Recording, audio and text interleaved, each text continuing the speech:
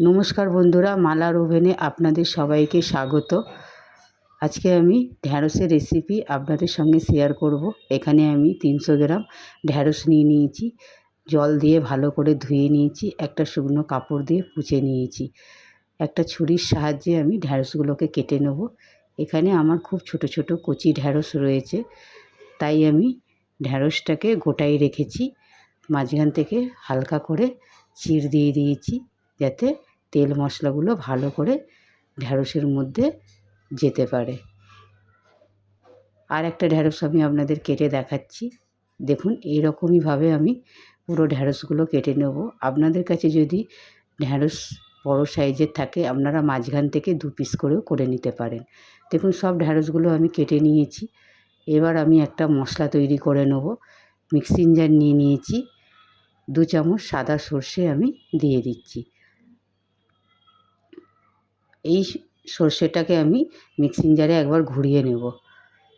একটা বড় টমেটো, 4টে কাঁচা লঙ্কা আর রসুন নিয়ে নিয়েছি। সামান্য লবণ দিয়ে আমি মিক্সিং জারে সর্ষেটাকে আগে একবার বেটে নিলাম।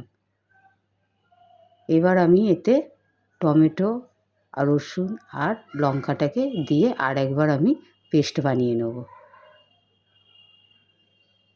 কড়া বসিয়ে দিয়েছি, পরিমাণ মতো সর্ষের তেল দিয়ে দিচ্ছি। আপনারা তো অনেক রকমভাবে ঢ্যাঁড়সের রেসিপি বানিয়ে খেয়েছেন, এই রেসিপিটা একবার ট্রাই করবেন। গরম ভাতে রুটির সাথে খুবই ভালো লাগে।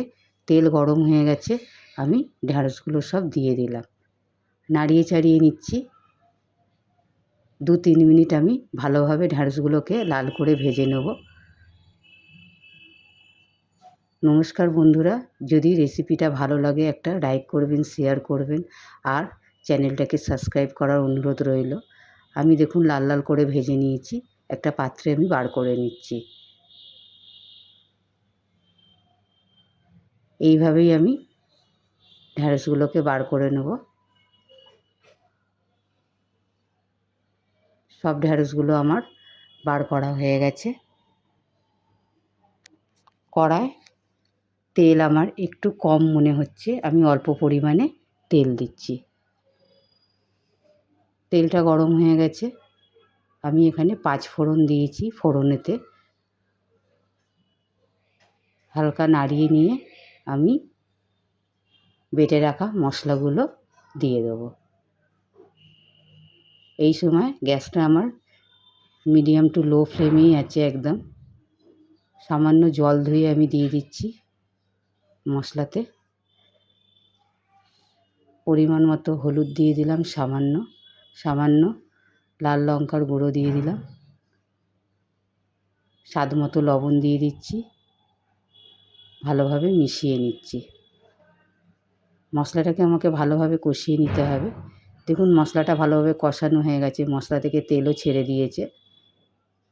আমি এখানে 1 গ্লাস জল গরম করে রেখেছি, গরম জল আমি এখানে দিয়ে দিচ্ছি। ভালোভাবে আমি মিশিয়ে নেব। যে কোনো তরকারিতে গরম জল দিলে রান্নার প্রসেসটা সেম থাকে, আর তরকারিতে স্বাদও অনেক বেশি হয়। আরও অল্প পরিমাণে আমি জল দিয়ে দিলাম। এখানে আমি 1 চামচ আমচুর পাউডার দিচ্ছি। আমচুর পাউডার দিলে তরকারিটা স্বাদ অনেকটাই বেড়ে যায়। একবার হলেও এরকমভাবে বানিয়ে দেখবেন। ঝোল ফুটে উঠেছে, আমি ভেজে রাখা ঢ্যাঁড়সগুলো সব দিয়ে দিলাম। ভালোভাবে নাড়িয়ে নিয়ে 5 মিনিটের জন্য মিডিয়াম টু লো ফ্লেমে আমি চাপা দিয়ে রেখে দেবো। 5 মিনিট পরে দেখুন জলটা পুরো শুকিয়ে গেছে। আমি এরকমই গা মাখা রাখবো। গ্যাসটা আমি অফ করে দিচ্ছি। একটা পাত্রে আমি ঢেলে আপনাদেরকে দেখাচ্ছি। দেখুন, একদম গা মাখা রেখেছি। রুটি ভাত সবার সঙ্গেই যায়। একবার হলেও এরকমভাবে বানিয়ে দেখবেন।